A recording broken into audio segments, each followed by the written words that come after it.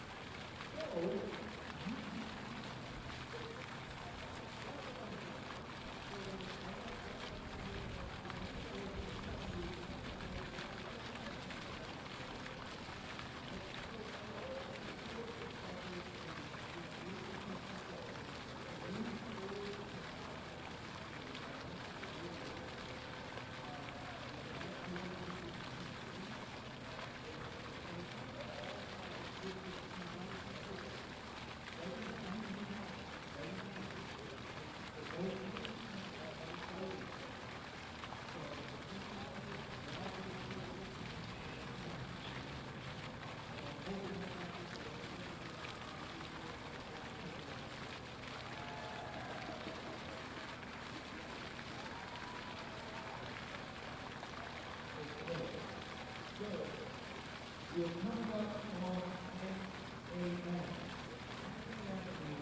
Technically, the time that person is majority is again hollow court.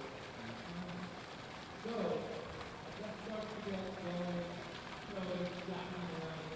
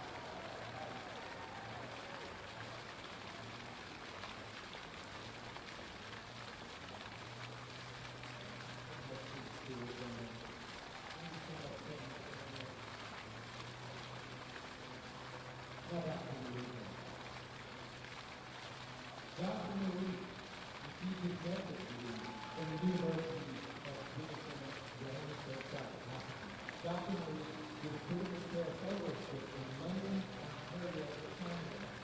He has worked in various teaching hospitals in the U.S. in 1993 with the board certified internal medicine, critical care medicine, neurocritical care, and nutrition. Dr. Lee was a tenured professor of medicine and chief coordinator of critical care medicine at Injunctive Medical School. Dr. Lee has Dr. Morris has written over 1,000 peer-reviewed journal articles, 80 book chapters, and authored 4 critical books.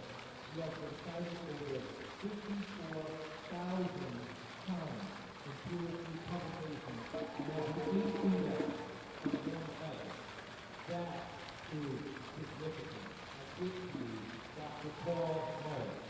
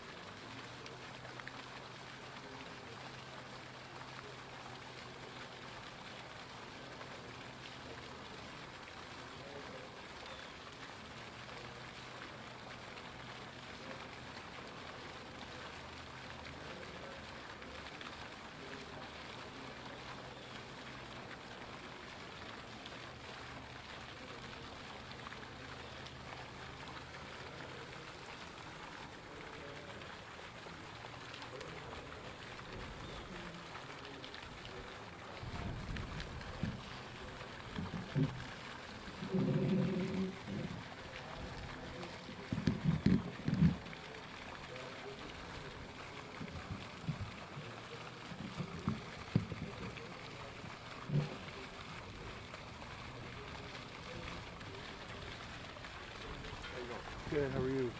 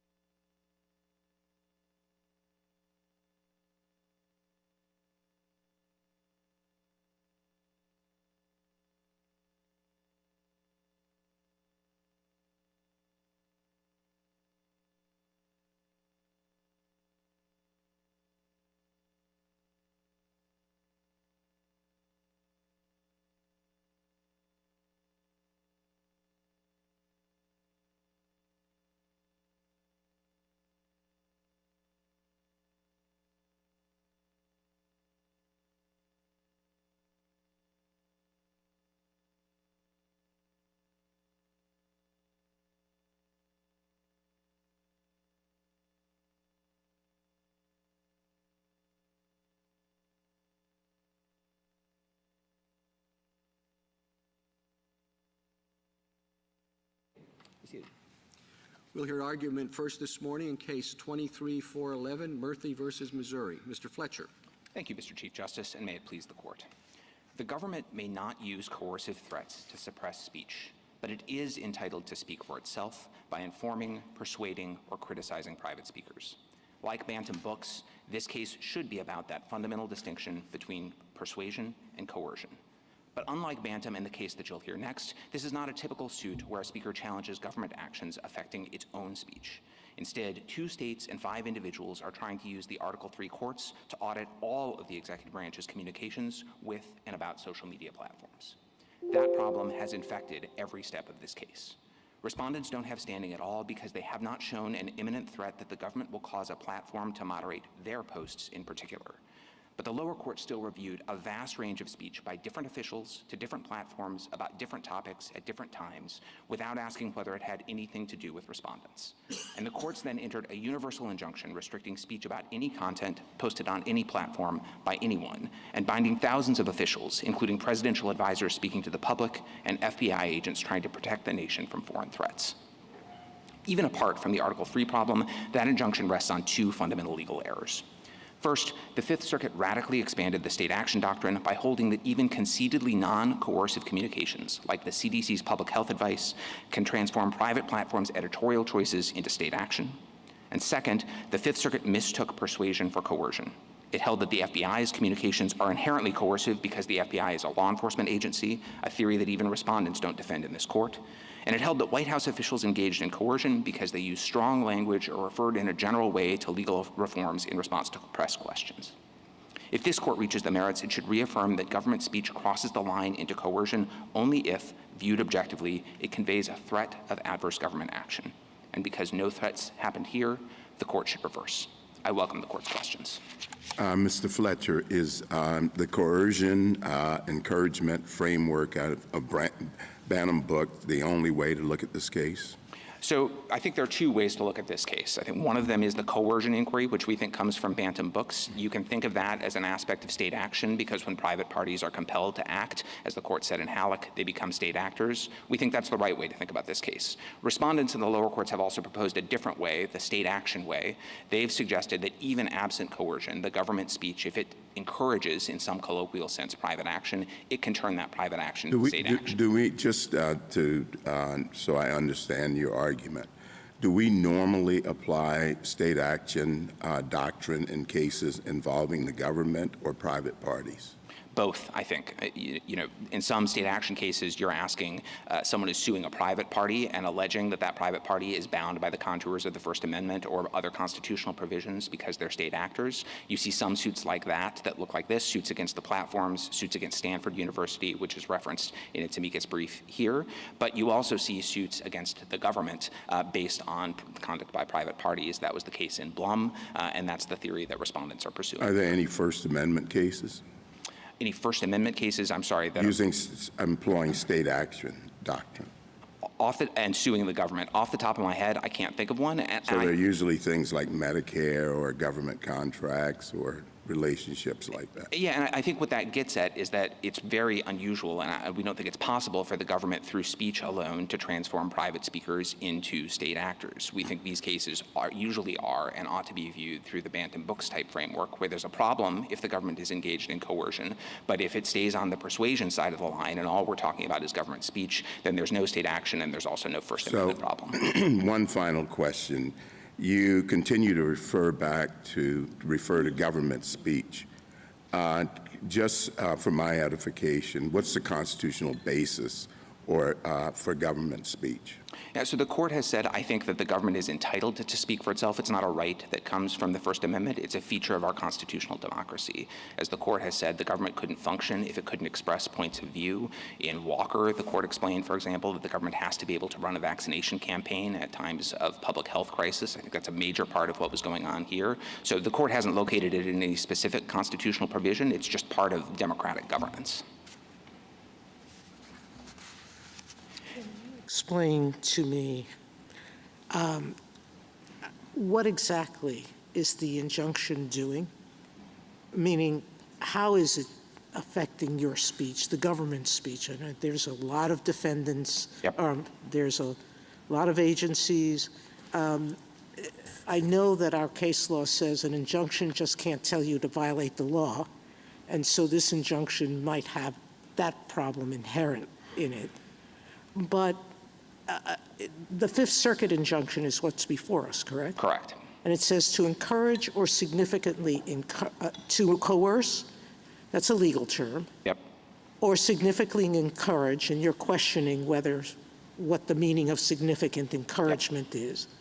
And I'm not sure I know exactly what the Fifth Circuit meant, but we can figure that out. Let's just use to coerce social media companies to remove, delete, suppress, or reduce, including through altering their algorithms, posted social media content containing protected speech. How is that harming the government? I want some specifics. I'm happy to do that, and I'll say first, just to be clear, because this court has stayed the injunction, fortunately, it's not harming the government now. But there were times when we were getting exactly right. So I think the problem with that, we don't say that the government can coerce private speakers. That is prohibited by the First Amendment. But the problem with the Fifth Circuit's injunction saying don't coerce or significantly encourage is that it comes at the end of 80 pages of legal analysis, holding that the government had done those things by, for example, when the FBI would send communications to the platforms saying, for your information, it is come to our attention that the following URLs or email addresses or other selectors are being used by malign foreign actors like Russian intelligence operatives to spread disinformation on your platforms. Do with it what you will. That, the Fifth Circuit held, is coercive because the FBI is a powerful law enforcement agency. And I think if the injunction were put in place, the FBI would have to think very hard about whether it could continue to do that. Similarly, I think both the Fifth Circuit and my friends have really said that the crux of what they claim was coercion here was what happened in July of 2021 when the Surgeon General, the White House press secretary, and the President himself made statements criticizing the platform's practices on misinformation and false statements about COVID vaccines and calling on them to do better. I think it's really troubling, the idea that those sorts of classic bully pulpit exhortations, public statements urging actors to behave in different ways might be deemed to violate the First Amendment. And I think if the injunction were to go into effect and the President or his senior advisors, the President isn't enjoined, but if his senior advisors, the press secretary or someone else, wanted to talk to the public about other problems like the circulation of anti-Semitic or Islamophobic content on the social media platforms, or the effects they might be having on children's mental health, or national security issues like the anti-Semitic Osama bin Laden letter that was trending on TikTok at the end of last year that we referenced towards the end of our brief. I think all of those things could be done only under the shadow of the injunction, and that comes around to the other point that you made, which is that this injunction, especially read in light of the opinion that comes before it, is extremely vague. And I think having that sort of vague injunction with these contestable legal terms that have been interpreted very broadly as applied to past conduct, hanging over the heads of all of these government officials doing all of these things is a real problem. And I think especially so when you're talking about entering such an injunction at the behest of 2 states and 5 individual social media users whose main complaints are about the moderation of posts about COVID-19 many years ago that they haven't really even shown were traceable to the government to begin with, we think. And we certainly don't think that they've shown that they face the sort of imminent threat of future injury that's required to satisfy Article 3. Mr. Fletcher, let me follow up on that. If even one of the plaintiffs has standing, then we're required to get to the merits. So let me ask you about Ms. Hines.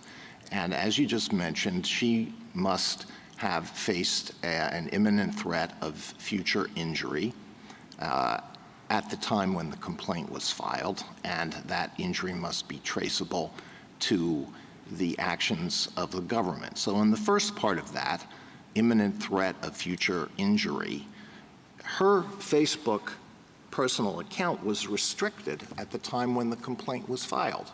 So why isn't that sufficient to show an imminent threat of future injury? We're not disputing that when the private platforms moderated the plaintiff's pages or their posts, that's an injury in some sense. We haven't disputed that. They suffered that injury. We've disputed the traceability question and then the redressability question. Right. So on traceability is basically a question of causation, right? Agreed. All right. Both the district court found that the injury was traceable to the government's actions, and the Fifth Circuit accepted that finding, reviewed it, and accepted it. So that's 2 lower courts. We don't usually reverse findings of fact that have been endorsed by 2 lower courts, and you haven't attempted to show that it was clear that that finding is clearly erroneous. So respectfully, Justice Alito, I disagree with that. I think that the Fifth Circuit and the District Court applied too loose a notion of traceability. They didn't try to say this post or any action against Ms. Hines was traceable to any action by the government. They did what the red brief calls a bird's eye view of traceability. They said the government is talking to the platforms a lot. The platforms are doing moderation. And so we'll just assume that all of that moderation is traceable to the government. Well, do you think that it's necessary to identify a single government action and then trace it to a single consequence? Do you think that's required? No, but I think you have to trace some government action to some consequence that befell you. And maybe I could just be specific about this, because we challenged this in our opening brief, and the red brief comes back at pages 19 to 21 and offers up what I take to be their best examples of traceable harm. And I invite you to go look at the pages of the record that they're citing, because often what you find is that they're citing moderation of their content that happened either before the challenged government actions to which they're referring or long after. All right, I have looked at that. On the issue of causation, under Malhealthy, are they required to show anything more than the government's action was a motivating factor? I don't know the answer to that in all cases, and I'm reluctant to make sort of broad statements about what the traceability requirement demands in different circumstances. I will say here, we're not disputing that. We're saying that they haven't shown any causal connection between the— Has no effect whatsoever. Right. And the reason— Both the lower courts were wrong on that.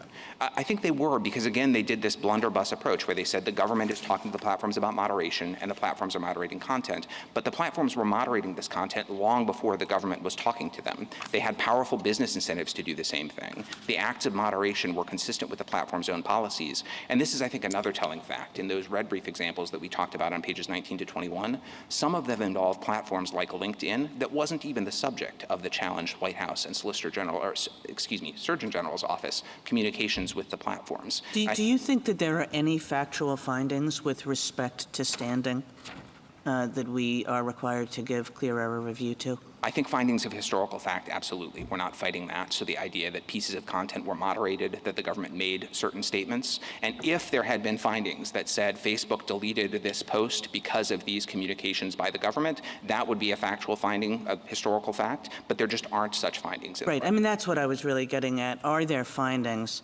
that you concede, that one you have to apply clear error review to. That one you have to do the same. Yeah, we do. And I can't give you a list because there's a lot of facts in this case, but we agree historical factual findings count. What we say don't count are findings that are really characterizations, which is a lot of what my friends are relying on. Findings that are about the application of law to facts, which in this constitutional realm we think get de novo review. And then findings that are premised on erroneous legal standards. So, Mr. Fletcher, I just want to nail down what your views are on the legal standards. Sure. On traceability, you're not disputing that a motivating factor is enough. We haven't made that argument here. That's right. Okay. And then on redressability, what's your view of the legal standard the court should be applying? I think, again, it has to be some showing that I think likely to redress the injury is the standard from Lujan. So it doesn't have to be certain, but you have to make some showing that an injunction against the government will stop the platforms from doing what they want. In Massachusetts versus EPA, we've said likely to some extent. Does that strike you as correct? I think in the context of Mass versus EPA, maybe where you're talking about a problem of degrees, here where the concern is, are the platforms going to moderate my posts or not, and are they going to do it because of the government or not, and will an injunction against the government stop Facebook and— To some degree, is that an acceptable standard to the government? I guess I just want to know what my yardstick that I'm supposed to measure these allegations against, and there's not a lot in your brief about it. So I take likely from Lujan. Yeah. I take to some extent from Massachusetts versus EPA, and I take the statement in Larson that it doesn't have to redress every injury. Agreed. You agreed with all of that? Except that to some extent, I think, was there the state's injury was about rising sea levels, and so to some extent means it doesn't have to solve the problem, it has to help it a little bit. This is more discrete acts of content moderation. Do you agree with that standard, though, that to some extent, if they could show that their injury would be remedied to some extent by an injunction, that would be enough? Correct. So if they're likely to face moderation on 10 posts and an injunction against the government would make it 8, that's enough. Okay. And then just flipping back to traceability, I'm sorry, I forgot to ask. The substantial motivating factor obviously means it doesn't have to be proximate cause. Agreed. Okay. Thank you. Mr. Fletcher, when I read all of the emails exchanged between the White House and other federal officials and Facebook in particular, but also some of the other platforms, and I see that the White House and federal officials are repeatedly saying that Facebook and the federal government should be partners. We're on the same team. Officials are demanding answers. I want an answer. I want it right away. When they're unhappy, they curse them out. There are regular meetings. There is constant pestering of Facebook and some of the other platforms, and they want to have regular meetings. And they suggest, they suggest rules that should be applied, and why don't you tell us everything that you're going to do so we can help you and we can look it over. And I thought, wow, I cannot imagine federal officials taking that approach to the print media, our representatives over there. If you did that to them, what do you think the reaction would be? And so I thought, the only reason why this is taking place is because the federal government has got Section 230 and antitrust in its pocket, and it's, to mix my metaphors, and it's got these big clubs available to it. And so it's treating Facebook and these other platforms like they're subordinates. Would you do that to the New York Times or the Wall Street Journal or the Associated Press or any other big newspaper or wire service? So there's a lot packed in there. I want to give you one very specific answer first, and then step back out to the broader context. So specifically, you mentioned demanding an answer right away and cursing them out. The only time that happens is in an email that's about the president's own Instagram account. It's not about moderating other people's content. Okay, we'll put that aside. There's all the rest.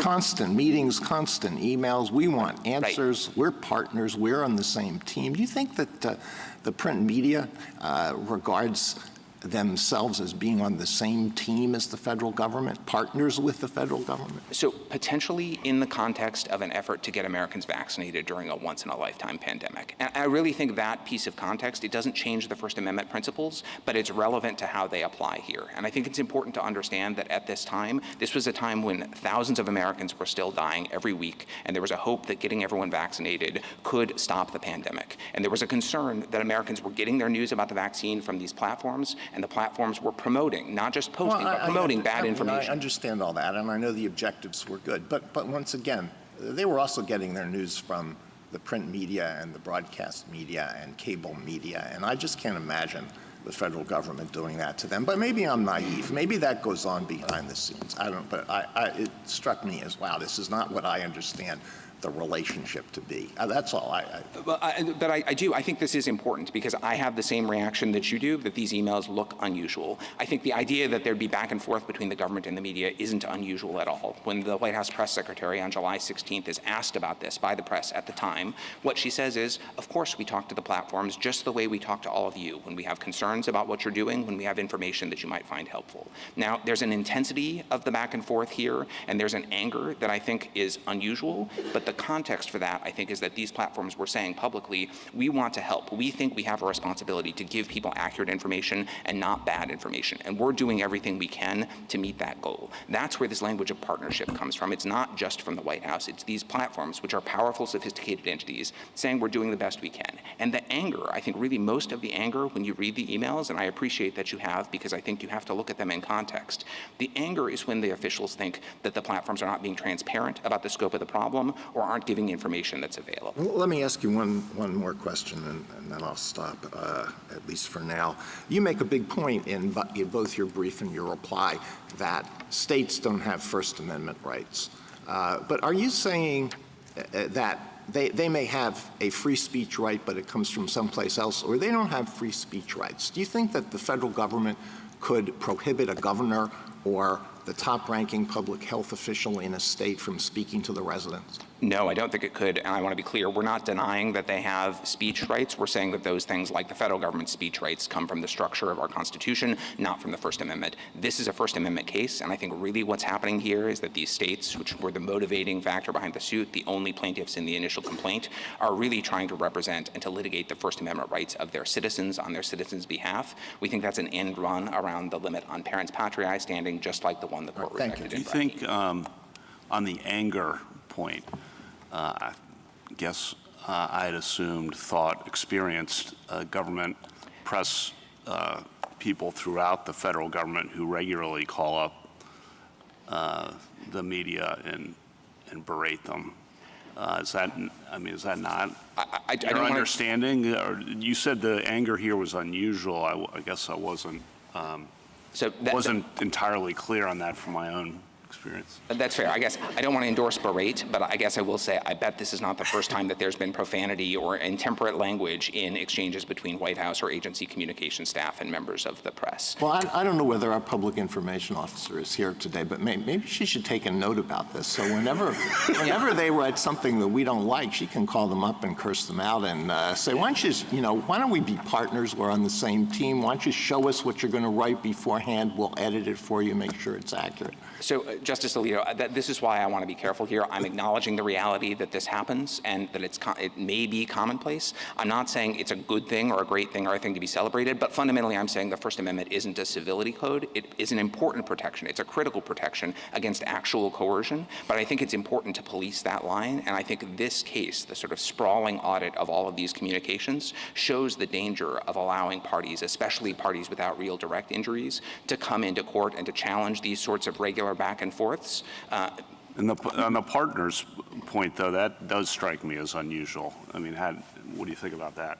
So that, I think, is traceable to the unusual feature here of this is not the government where the platforms were saying, we don't want to deal with you about this. And the government is calling them up and saying, no, we're partners. Let's be partners. You could imagine a situation like that where there might be a problem. You might start to think that that starts to shade into coercion. But here it's an open door. The platforms are saying publicly, because they're getting public criticism about this from other people too, from the press, from the World Health Organization, from others. They're saying publicly, we want to do our part. We recognize we have a responsibility, that we're a source of information for people, and we want to be a source of good information. And so when the White House calls and says we have some concerns about this, they say, we agree. That's a good point you make over here. We disagree with you over here. We're not going to go this far, but we agree with you. And Mr. Fletcher, whether or not that ultimately becomes a First Amendment violation, I mean, I appreciate the coercion point, and that's sort of the government's first point with respect to the merits of this. But I'm interested in your view that the context doesn't, quote, change the First Amendment principles. I mean, I understood our First Amendment jurisprudence to require heightened scrutiny of government restrictions of speech, but not necessarily a total prohibition when you're talking about a compelling interest of the government to ensure, for example, that the public has accurate information in the context of a once-in-a-lifetime pandemic. So I'm just interested in the government sort of conceding that if there was coercion, then we automatically have a First Amendment violation. So I'm not conceding that that would be the case. I could imagine that in times of pandemic, if there were actual restrictions, maybe those would be justified. But our position here, because we think it's the position consistent with the facts, is that there wasn't any coercion to begin with. Mr. Fletcher, on that point, you mentioned coercion repeatedly in terms of threats. Can there also be coercion, in your view, in terms of inducements? We think there can. I think often a threat or an inducement is sort of the flip side, one or the other. I think in the next case, you could construe it either way, threat of prosecution, offer of leniency. So we acknowledge that it can be both, but it has to be a threat or an inducement of some concrete government action, not just a more government speech. And hypothetically, and I'm not saying this happened here, but would a threat or an inducement with respect to antitrust actions qualify as coercion? Sure. And a threat or an inducement with respect to Section 230 qualify? So I think that one's harder for two reasons. One is that these are executive branch officials who don't have the ability to unilaterally enact 230 reform. I think the question is... But they have a power to influence that. But the question is... Would that be enough to say we're going to, if you don't do X, we are going to change our position on Section 230? So potentially yes as to legislation. 230, if I could just get this out though, I think is different because 230 is about content moderation. It's about this very issue. And I think a government official has to be able to say, I support Section 230 reform because I'm concerned about these things. And also in the meantime, I think platforms should be doing better. I understand that. But in terms of advocating for change of Section 230, that could be coercion in your view. If it were framed as a threat, our position is that wasn't done here. And how about saying you're killing people? Could that be coercion in some circumstances? That if you don't change your moderation policies, you're responsible for killing people. So I think that one is much harder. That's a statement that President Biden made off the cuff to the press. Listen, I'm not talking about the context, specific issues, and I understand you have arguments there, but could that in some circumstances, an accusation by a government official that unless you change your policies, you're responsible for killing people, could that be coercion? So I find it hard to imagine a situation where that sort of public statement could be. I'll acknowledge, as you say, context matters a ton, and so I don't want to say it's impossible. All I'm saying is it didn't happen here. The president said this to the public in the middle of a pandemic, and then 3 days later, I think this is important, he clarified. He said, I'm not saying Facebook is killing people. I'm saying the people spreading misinformation are. And when he was asked, will you hold the platforms accountable? He was explicitly asked this, will you hold them accountable if they don't do better? He said, I'm not looking to hold anyone accountable. I just want everyone to look in their mirror and imagine what would happen if this misinformation was going to their loved ones. I think it's clear that this was exhortation, not threat. Thank you, Mr. Fletcher. How are we supposed to evaluate that question and what the level at which coercion kicks in? I mean, if you're trying to coerce or get a particular result out of a media outlet, is it enough to say, you know, if you don't do this, we're going to move your reporter's cubicle down the hall? Or how do you evaluate when it constitutes coercion in this context? So let me start with, I think Bantam Books has been the lodestar for the lower courts that have mostly coalesced with some errors in application like this case around the idea of the question is it a threat or a statement that a reasonable person would understand, viewed objectively and in context, as an implicit or explicit threat of some adverse government action? Now, as to the cubicles question, I sort of don't know if there are some adverse government actions that are so trivial that they don't count. I guess I think something like that seems less likely to be a coercive threat. But in general, I think our position is if there's something that the government is saying that we're going to exercise government power in some way unless you change your speech in some way or stop distributing the speech of others, if it's reasonably understood as that sort of a threat, that's a First Amendment problem. Well, but under Bantam Books, it presumably is in context what you're talking about a reasonable person. I mean, if there is, as a regular basis, the kind of back and forth between a spokesman and a member of the media, what a reasonable person might view as coercive might not in that context. Maybe the press secretary yells on a regular basis, and if their volume increases enough, that might be viewed as coercion. So I think that points up the context sensitivity, and I think, as is usually the case when the court says it's a reasonable person test, it's a reasonable person with knowledge of all the facts, and I think that would include the prior course of dealing between the relevant government official and the relevant recipient. I think here that really strongly reinforces the idea that there wasn't coercion. These were sophisticated parties. They routinely said no to the government. They were open about it. They didn't hesitate to do it. And when they said no to the government never engaged in any sort of retaliation. Instead, it engaged in more speech. Ultimately, the president and the press secretary and the surgeon general took to the bully pulpit. We just don't think that's coercive. Thank you. Justice Thomas? Mr. Fletcher, back to my point about coercion. Couldn't you simply do the censor someone or prevent other speech by others by agreeing with the platforms as opposed to coercing the platforms? I guess I'm not sure what you mean by agreeing with the Well, platforms. you just worked together, said, look, we're right, they're wrong. Let's work together. We're on the same team. Let's work together to make sure that this misinformation doesn't gain sort of any following. So I think as long as the platforms are exercising their own independent judgment, that's what the First Amendment protects. It says we don't want the government messing with. So you're saying that the government can't censor by coordinating with private parties to exclude other speech? I'm saying that when the government persuades a private party not to distribute or promote someone else's speech, that's not censorship. That's persuading a private party to do something that they're lawfully entitled to do. And there are lots of contexts where government officials can persuade private parties to do things that the officials couldn't do directly. So, for example, recently after the October 7th attacks in Israel, a number of public officials called on colleges and universities to do more about anti-Semitic hate speech on campus. I'm not sure, and I doubt that the government could mandate those sorts of changes in enforcement or policy, but public officials can call for those changes. The government can encourage parents to monitor their children's cell phone usage or internet companies to watch out for child pornography on their platforms, even if the Fourth Amendment would prevent the government from doing that directly. All of those are contexts where the government can persuade a private party party to do something that the private party is lawfully entitled to do. And we think that's what the government is doing when it's saying to these platforms, your platforms and your algorithms and the way that you're presenting information is causing harm, and we think you should stop, and the platforms are So you really don't see any difference between the government coordinating with the platforms to exclude other speech and persuading the platforms to do this, to not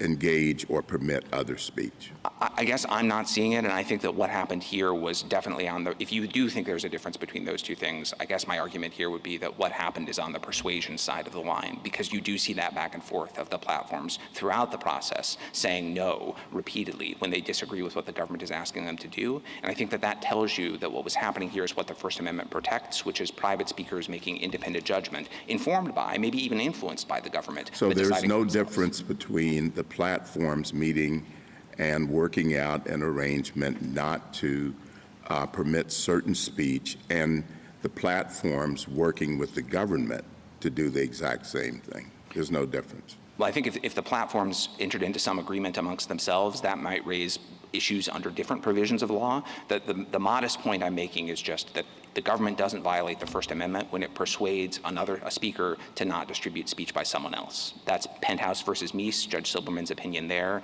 That's what happens when the White House press secretary calls up the New York Times and says that was a bad op-ed, you shouldn't run op-eds like that anymore. I think that's commonplace. Justice Alito? On the traceability causation question, under Mount Healthy, if the plaintiffs show that the government's actions were a motivating factor, it is not their obligation, isn't this true, to show that they would not, that the platforms would not have done what they did were it not for what the government did? It would be the defendant's obligation to show that. So I confess, Justice Alito, I'm not sure that the court has ever gotten through how whether that burden shifting inquiry applies in the context of traceability as opposed to in a Mount Healthy merits type inquiry. I guess what I'd say is the court has been pretty emphatic that when your injury is attributable to independent choices by private actors, that's not traceable, and our submission is that that's what happened here. Well, wouldn't it be very strange to have a stricter standard on the merits, a less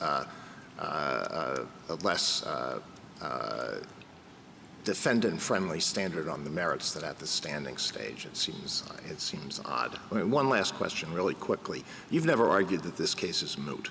We have not, no. Thank you. Justice Sotomayor?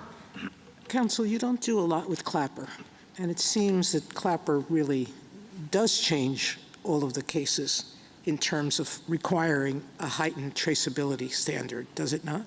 So I think Clapper is very instructive here. We do cite and rely on it. We think it's relevant at traceability. We think it's perhaps most relevant at the sort of the future injury question, because I think we're right about traceability of all of the past moderation of their content that they talk about. But I think we're on even stronger ground in saying that the vast majority of the things they're talking about are about COVID-19 or unusual idiosyncratic stories from the 2020 election, and their burden is to show that they face an imminent threat. That's from Lyons, that's from O'Shea, that the injury is going to recur. That's Clapper too. And what Clapper also says, and this is instructive, is that to the extent they're censoring themselves, which is what they say, in the absence of such an imminent threat of actual government-caused harm, that's not enough for our Can you go back to Ms. Hines' 90-day suspension? I'm not sure if this record is enormous, but do we know exactly what was censored for that 90 days? So that's the problem. I don't think we do, or if we do. I was looking for it and couldn't find it. And when I would go through the red brief, pages 19 to 21, and connect up the dots here, one of the things that's hard is that there's not a lot of specifics about even the dates on when things happen. I guess I will say when the dates are provided, though, they don't line up. The very first example on page 19 of the red brief is, I think it's Ms. Hines, she gets her retweet of Robert F. Kennedy Jr. suppressed by Twitter, and she says, that's an indication that my harms are traceable to the government because the government was talking about Robert F. Kennedy Jr. But she doesn't say that the government's statements happened between January and July of 2021, and the moderation of her retweet happened in April of 2023. Years later, after Twitter had been sold, after it had abandoned the COVID-19 moderation policies that are at issue here, I think that's a strong indication that there's a real traceability problem, and it just gets worse when you look to the forward-looking injury that they have to establish. Thank you. Justice Kagan? On the coercion question, is there anything that we have to review on clear error, or is it all legal? I give you the same answer I gave before. I think historical fact, this statement was made, it was not made. If there were specific factual findings beyond that, again, of historical facts, we'd acknowledge their clear error. But things like this was pressure, this was coercion, we think those are characterizations. And then the ultimate standard, the ultimate First Amendment standard of was viewed objectively and in context to this communicating a threat, we think that's either law or maybe more probably law to facts that gets de novo review the way it usually does in the constitutional realm. And on the past harm, future harm question that you were just talking about, I take it if no future harm, that's independently sufficient, is that right? Correct. And would there be any difficulties with confining a holding to that if we were to find for you? I don't think so at all. I think in some ways that's the narrowest, easiest way to resolve this case is to say this is an action for injunctive relief. They have to show that they faced an imminent threat of future harm. We don't have to adjudicate the parties' disputes about the past harm. We just have to show that they haven't met that burden. Thank you. Justice Gorsuch? On that question, in your view, when is the time that we should be considering that? Probably not today, it Correct. seems, right? It would be at the time that the court, in the first instance, issued the PI. Is that your view? So I think it might be even earlier than that, just to be candid. the complaint? That might be the complaint. So the complaint for the states is, I think, May of 2022. The individuals get added in August of 2022. The place where I think I know for sure that the PI matters, though, is whether they've shown a likelihood of irreparable harm, which above and beyond standing is a requisite for injunctive relief. I think that has to be shown at the PI time. at the PI, exactly. Okay, so that's the relevant date. Yeah. Okay. And then when we're looking at coercion, is it in your mind a relevant consideration that the industry is very concentrated and that therefore coordination problems that otherwise might be difficult with the media, which are very diverse, might not be present in some cases? So again, context matters, and I think in some ways the fact that these are very large, very powerful corporations cuts against a finding of coercion because they are very sophisticated. They didn't have any problem. They weren't shy about saying no to the government. I hesitate to say, though, that it suggests that you should change the First Amendment standards. I think the Knight brief is— I'm not suggesting that. The Knight brief does discuss this and says it might be a relevant factor that there's such a concentration that it makes coordination between government entities and private entities easier. Do you disagree with that? I'm not sure whether or not I agree with that, but I think the point is that for our purposes, the constitutional line is between coercion and not coercion. No, I understand that. And so the question— But it's a context-specific inquiries we've discussed. Right. You've pointed out one way in which concentration might make it less susceptible to coercion. Do we have to account for the possibility as well that in some circumstances, and I'm not, again, not case-specific, it may make coercion easier? So if that were true, you would have to account for it. The reason I'm resisting is because I think the concerns about concentration in the industry go more to the potential effects of coercion if it happened than about whether or not coercion happened at all. I get that. I'm sensitive to that. And the point that I was trying to draw from the Knight brief was the First Amendment isn't the answer to problems of concentration in this industry. I take that point. Thank you. Justice Kavanaugh? Just so I understand, your key legal argument is, I think, but correct me if I'm wrong, that coercion does not encompass significant encouragement or entanglement, and that it would be a mistake to so conclude because traditional everyday communications would suddenly be deemed problematic. Exactly right. And really that what the lower courts have done here, I think, is to go beyond the coercion test and sort of to openly say, we're going to open up this state action encouragement door. And that, I think, risks turning the platforms and lots of other entities that are interacting with the government into state actors and restricting their editorial choices under the First Amendment. By coercion, you mean threat of legal consequences, or do you adverse government action? Adverse government action, okay. Then on the killing people hypothetical, or not hypothetical, the statement, I mean, that raises kind of national security analogies. I don't know what your experience is if you've looked into this, but it's probably not uncommon for government officials to protest an upcoming story on surveillance or detention policy and say, you know, if you run that, it's going to harm the war effort and put Americans at, risk. I can't profess to have had personal experience with that. I know it has happened. The night brief talks about some examples, and I think that's an example of a valuable sort of interchange as long as it stays on the persuasion side of the line. I think newspapers want to know if they're publishing a story might put lives at risk, and they don't have to listen to the government, but that's information that they can consider in exercising their editorial judgment. If they tack on to that, and if you publish the story, we're going to pursue antitrust action against you. Huge problem, yeah. Right, okay. And then you haven't really described what you think the common interactions are. I mean, what do you think those are? At issue in the complaint or No, just in general, Yeah. you're speaking on behalf of the United States. Again, my experience is the United States in all its manifestations has regular communications with the media to talk about things they don't like or don't want to see or complaining about factual inaccuracies.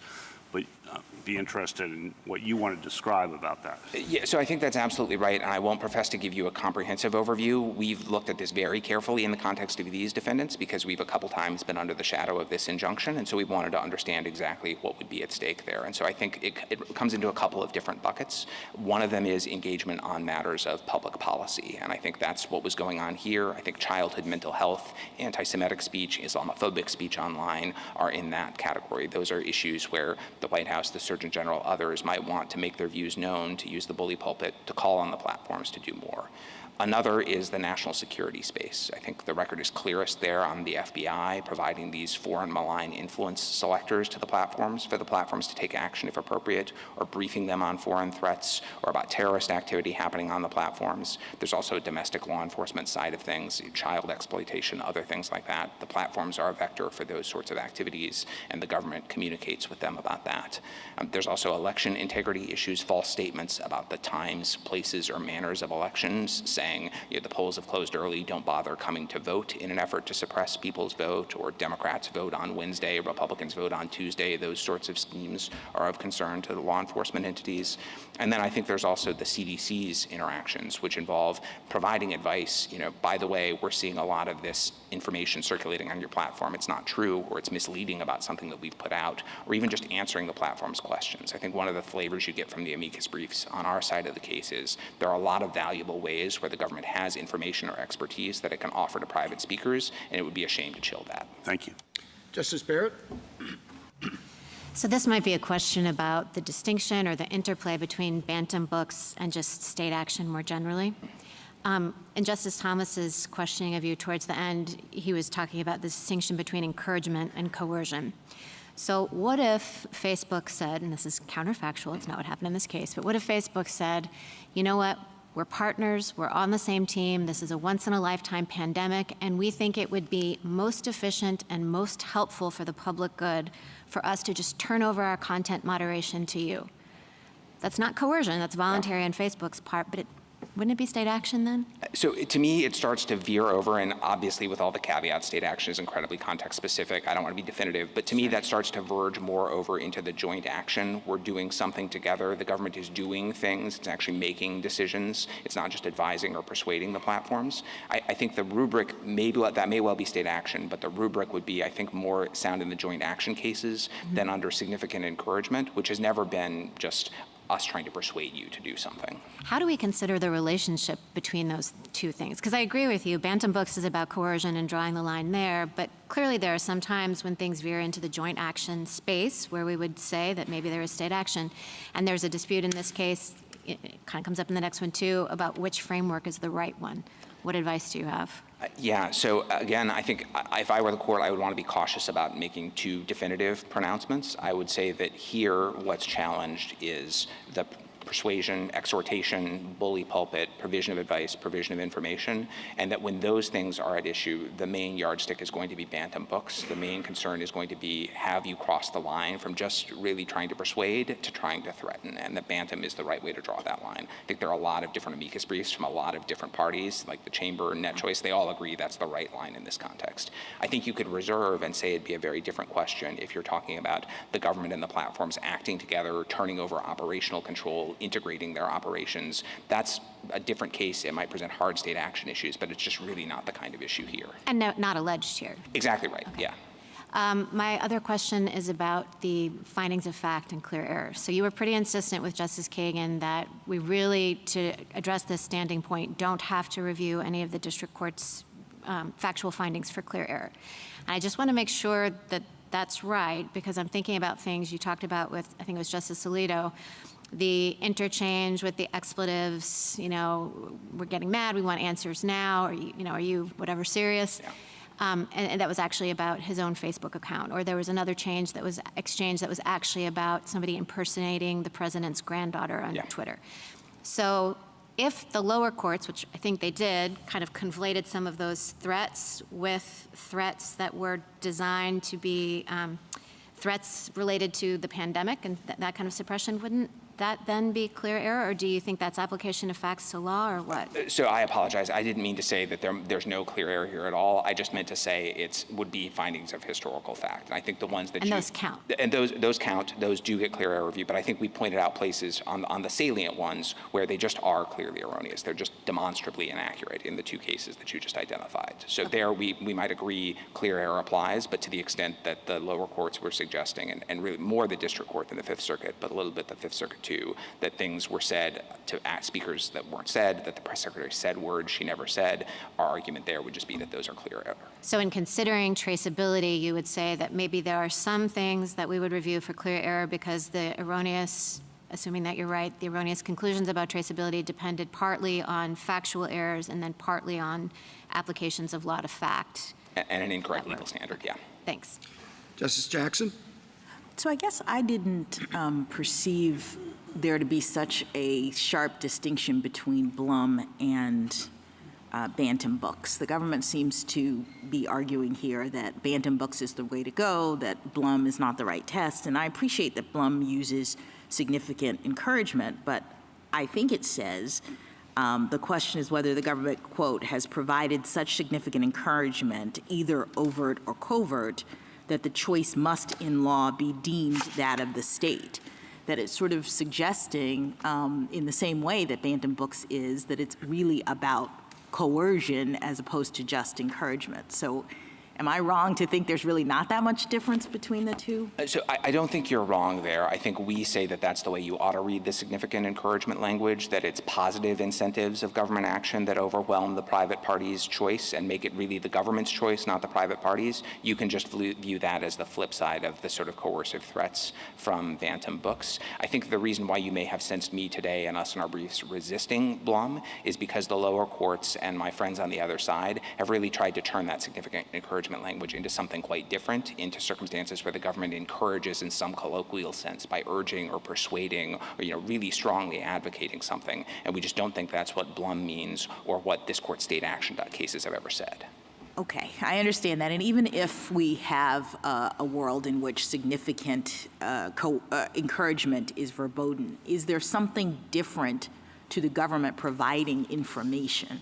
Yes. I mean, I'm a little worried about the respondents, what I think could be taken away from their view, which is that in situations in which the government has information that may be unique to the government's knowledge, but that it feels important for the public to have, that somehow becomes prohibited if, as a result of that information, these companies decide they're going to do something different with respect to content moderation. That's our big concern too, and that's exactly what the lower courts found crossed the line. The FBI providing information about covert foreign actors on platforms, the CDC providing information, or even answering questions about matters of public health. I think it'd be very troubling to say that those things are impermissible or create state action. Thank you. Thank you, counsel. Mr. Agingwaga. Good morning, Mr. Chief Justice, and may it please the court. Government censorship has no place in our democracy. That is why this 20,000-page record is stunning. As the Fifth Circuit put it, the record reveals unrelenting pressure by the government to coerce social media platforms to suppress the speech of millions of Americans. The district court, which analyzed this record for a year, described it as arguably the most massive attack against free speech in American history, including the censorship of renowned scientists opining in their areas of expertise. And the government's levers of pressure are anathema to the First Amendment. Behind closed doors, the government badgers the platforms 24/7. It abuses them with profanity. It warns that the highest levels of the White House are concerned. It ominously says that the White House is considering its options. And it accuses platforms both of playing total Calvin ball and of hiding the ball, all to get the platforms to censor more speech. Under this onslaught, the platforms routinely cave. Now, last month in the net choice cases, the platforms told you that it's incredibly important that they create their own content moderation policies. But this record shows that they continually depart from those policies because of unrelenting government pressure. Indeed, as Facebook recently disclosed in an internal email to former UK Deputy Prime Minister Nick Clegg, the reason Facebook did that was, quote, because we were under pressure by the administration. We shouldn't have done it. Now, my friend says all this is constitutional because the government has the right to persuade using the bully pulpit. But the government has no right to persuade platforms to violate Americans' constitutional rights. And pressuring platforms in back rooms, shielded from public view, is not using the bully pulpit at all. That's just being a bully. I welcome the court's questions. Counsel, I know your argument is basically a Bantam book argument, but do you need coercion in order to, do you think that's the only way you could make your case? Or could coordination accomplish the same thing? That is, the government is censoring by joint actions with the platforms as opposed to coercing the platforms.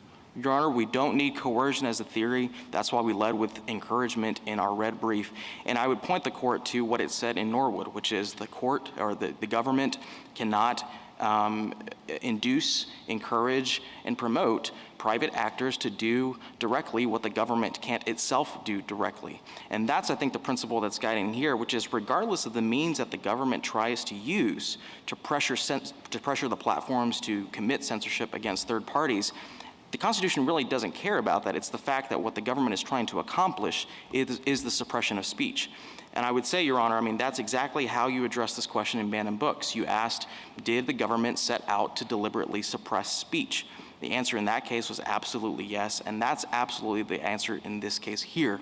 And I guess, I would say, when this court considered Bantam Books, one of the key things about the analysis in Bantam Books was it was an obscenity case. And, the court struggled with whether the states had the right to police the line between legitimate speech and illegitimate speech. And that was why you were talking about coercion in that case. You were asking whether the states I'm went too sorry. far. The reason we were asking about coercion is because the private parties could have chosen on their own to censor that speech. They could have said, we think it's obscene, I'm not going to be involved in this. The only issue became when that choice was overwritten by the government. And so I think you're mixing sort of situations and confusing legal doctrines. No, Your Honor, the fundamental principle, and this comes from Norwood and it's central to this court's First Amendment cases, its Fourth Amendment cases, that the government can't do indirectly what it's prohibited from doing directly.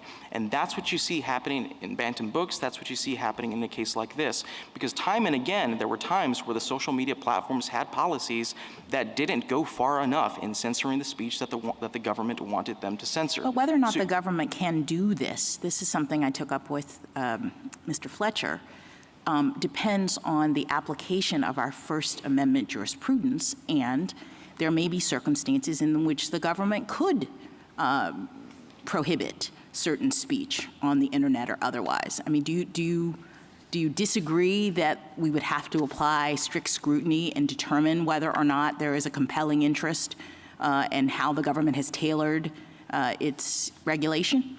Certainly, Your Honor. I think at the end of every First Amendment analysis, you'll have the strict scrutiny framework in which, in some national security hypos, for example, the government may well be able to demonstrate a compelling interest, may well be able to demonstrate all right, narrow tailoring. So not every situation in which the government engages in conduct that ultimately has some effect on speech necessarily becomes a First Amendment violation, correct? Maybe not necessarily, Your Honor. I guess the top line question I would ask is, has the government set out to abridge the freedom of speech? And in this case, you see that time and time again, because if you control That's F— not the test for First Amendment violations. Your Honor, this flows from the plain text of the First Amendment, right? No, I understand, but we have a test for a determination of whether or not the First Amendment is actually violated. So in certain situations, the government can actually require that speech be suppressed if there's a compelling interest, right?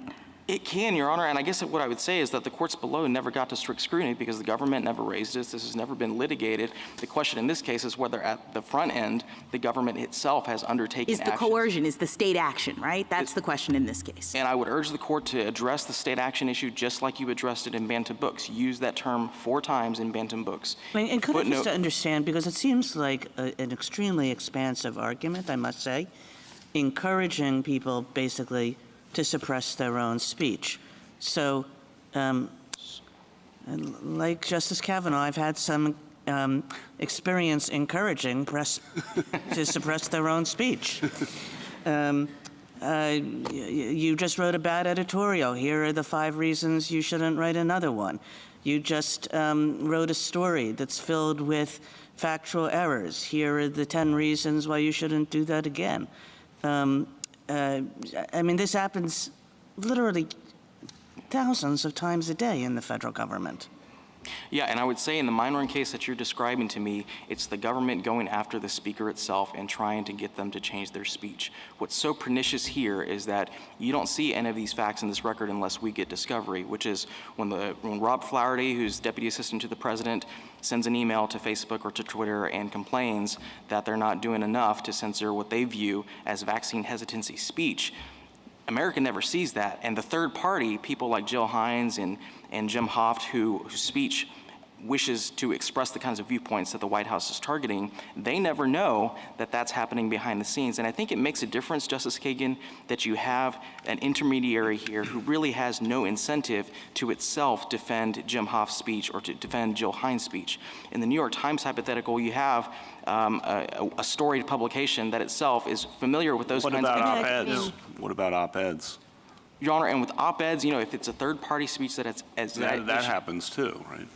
And I guess there are a number of ways I would think about that, Your Honor. One is if the newspaper declines to run an op-ed because the government asked, that op-ed author can go to any number of other publications and it has an outlet. It's not the same here, because if I'm on Twitter and I wish to express a viewpoint that the government wishes to censor and Twitter bows to that pressure, then I lose my account. I was just going to say, first, I have no experience coercing anybody. But second, I mean, the government is not monolithic either. I suspect when there's pressure put on one of the platforms or certainly one of the other media outlets, they have people they go to, probably in the government, to say, hey, they're trying to get me to do this, and that person may disagree with what the government's trying to do this. It's not monolithic, and that has to dilute the concept of coercion significantly, doesn't it? Your Honor, I'm not sure I agree with that, and I guess I'd get back to one of the earlier points I made, which is, whether you call this coercion, if that's the label you attach, you call it encouragement, you call it promotion, you call it inducement.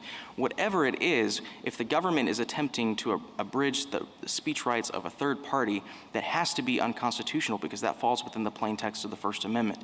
And so, this is Bantam Books of the 21st century. You haven't had a case with social media platforms like this where third-party speech is so at risk of being censored. Well, but how do you analyze a situation where, maybe EPA is trying to coerce the platform about something and the Army Corps of Engineers is trying to coerce them the other way? I mean, you can't just sort of pick and choose which part of the government you're concerned about. Your Honor, and obviously it's a different when you're talking about what the president is saying in particular, but other than that, I think it's a very more fluid situation than anything else.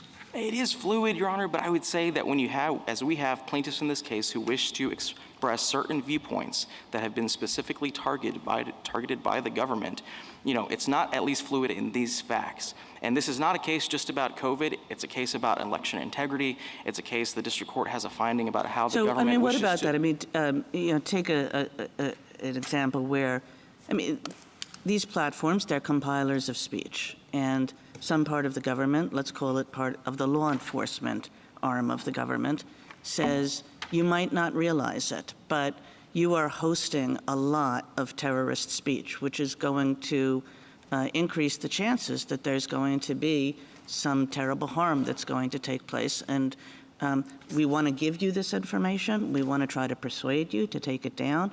The government can't do that? The government can absolutely do that, Justice Kagan. They're asking them to take down the speech. Terrorist activity, criminal activity that is not protected speech. Absolutely, the government can inform Much of it might be protected speech. I mean, terrorists engage in, things that come under the First Amendment.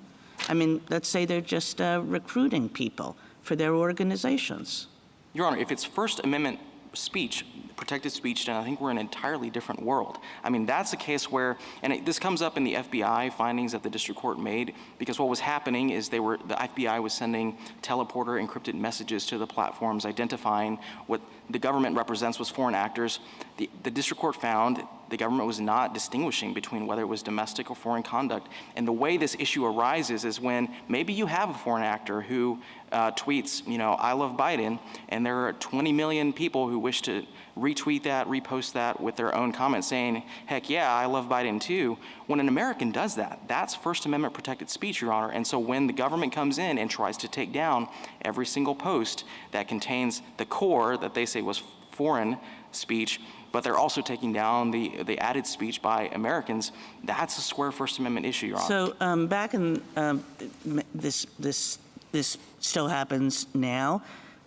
Decades ago, it happened all the time, which is somebody from the White House got in touch with somebody from the Washington Post and said, this will just harm national security. And the Washington Post said, okay, whatever you say. I mean, that was all. That we didn't know enough, but that was coercion. Your Honor, I thought I understood the government this morning to say that might be a First Amendment issue. And I think what I would say is if there's a national security interest, maybe the government can satisfy strict scrutiny in that circumstance. What I would also say is we probably wouldn't have a lawsuit based on that, because I don't know how that we would get prospective injunctive relief based on a fleeting offhand, reach out from the White House. I guess what I'm just trying to suggest is that there's all kinds of things that can appear on these platforms that do all kinds of different harms. And the inability of government that you're suggesting to reach out to these platforms and say, we want to give you information that you might not know about on this, and we want to give you our perspective on what harms that this is doing. And we want to be able to answer questions that you have, because we really do think that it would be a good thing if you, on your own, chose to take this speech down. And Your Honor, if those were the facts in this case, then I think it'd be a much harder case for me.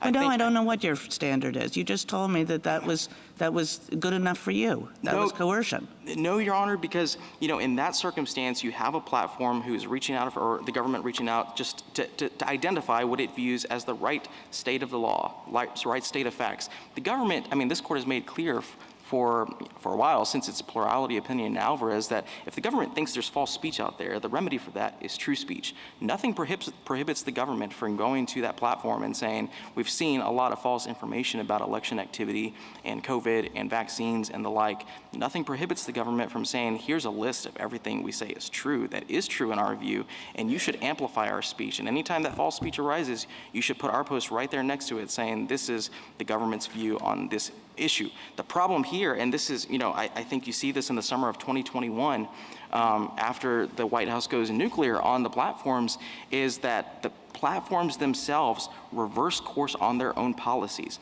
And you see this in ROA 15322. This is one of in my view, one of the hottest docs in the JA, because you've got this email from Nick Clegg, who is, former Deputy Prime Minister of the UK.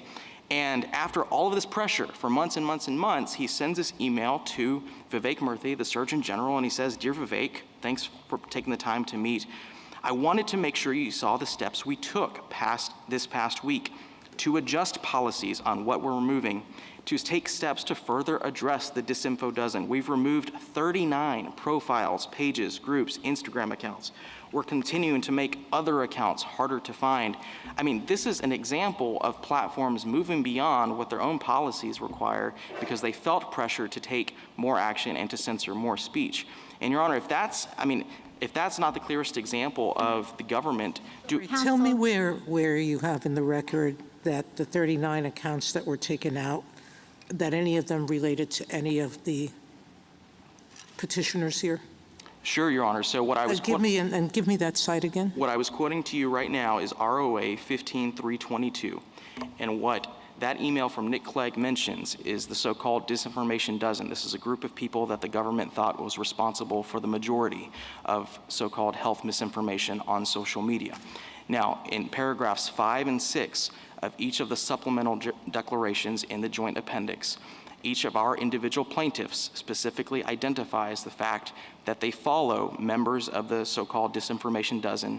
They repost their posts, they engage with their speech. And so when the government, or when the platforms here, in response to the pressure, are taking down contact and accounts related to those individuals called the disinformation dozen, that is necessarily impacting our plaintiffs' right to engage with their speech, to add their own comments. Not that they've taken down any of their posts, but that they took down someone else's posts.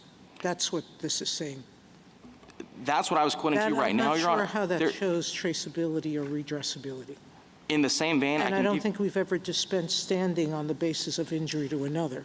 Injury to you, but not to another. So, Justice Sotomayor, let me give you Jill Hines one more time. Look at JA 793 to 794. This is the tweet that, or it was a screenshot of a tweet that Mr. Fletcher mentioned.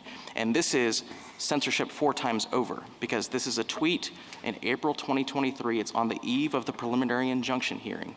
And what she says is, this Facebook post that I posted was taken down by Facebook. She got a warning for it as a violation of the community standards. What was that post? It was a screenshot of Robert F. Kennedy Jr., who was a member of the so-called disinformation dozen. What was the RFK tweet talking about? It was talking about Tucker Carlson, whom the administration was obsessed with. Look at JA 701 to 708. I'm sorry. The RFK tweet, there's only a record of the White House asking Twitter to remove a tweet on, and not particularly this one from RFK. That doesn't help Hines's claim that the White House asked Facebook to remove anything. It does, Your Honor, because, and this is a good example of the interrelationship between the various media platforms. You have cross-posting. So what happened in this example is Jill Hines took a screenshot of a tweet, and then she moved that over to Facebook and posted that as her own Facebook post. And so when she did that, she moved RFK's tweet, and I was going to describe what was in that tweet. He was talking about Tucker Carlson, that the White House specifically targeted in the joint appendix. And I have such a problem with your brief, Counselor. You omit information that changes the context of some of your claims. You attribute things to people who it didn't happen to, at least in one of the defendants. It was her brother that something happened to, not her. I don't know what to make of all this, because you have a lot. I'm not sure how we get to prove direct injury in any way. So, Justice Sotomayor, let me start by apologizing if any aspect of our brief was not as forthcoming as it should have been. I would take full responsibility for that. I apologize for that, Justice Sotomayor. What I would add to the second part of your question is I think Jill Hines is the best standing for our case in multiple ways. I think one of the ways you look at her standing is you look at JA 715 to 716. This is an email to Facebook where the government, the White House, specifically asks Facebook to not distribute so-called vaccine hesitancy content and also to target health groups that do that. So that's JA 715 to 716. Then you go down earlier in the JA to JA 631 to 632. This is Jill Hines' allegations. And what she says is 2 months later, so the email I just described to you from the White House was in May. 2 months later in July, and then a couple of months later in September, Jill Hines had 2 health groups in Louisiana that were blocked by Facebook. And I think this is one of the scariest examples in the record of what is at stake here, which is those groups were political action groups. Louisiana had a legislative session in progress, and what Jill Hines was trying to do is mobilize people to support certain bills and other legislative materials that were then pending in the state legislature. But because the government moved its pressure, put a thumb on the scales, a couple of months before, and then lo and behold, once Jill Hines tries to use the exact kinds of groups that the government targeted, she can't. They're pulled down. Her political organization is stymied. And that's, all over the record, and that's just one fraction of the kinds of harm that's at stake here. So can I ask you? No, go ahead. I want to go back to actually your interchange with Justice Kagan about the standards, because I have to confess it left me very confused. It sounded like you were articulating different standards depending on a different legal standard, depending on different factual circumstances. For example, when Justice Kagan gave you the hypothetical of pressure being placed on the New York Times or the Washington Post not to run a particular op-ed, it seemed like you backed off and said, well, significant encouragement wouldn't be enough there because the person who wrote the op-ed can go to another news outlet. You also made the point that this is just different because social media is such a concentrated industry, which is a point that Justice Gorsuch was asking Mr. Fletcher about. So can you clarify, did I misunderstand? Because it seems to me that as a matter of law, the same legal standard would have to apply across all of these areas. I think that's right, Your Honor, and I apologize if I wasn't clear earlier. I guess the top line legal standard I would start with was this court's line at 635 in Norwood, which is the court can't do indirectly what it's constitutionally prohibited from doing directly.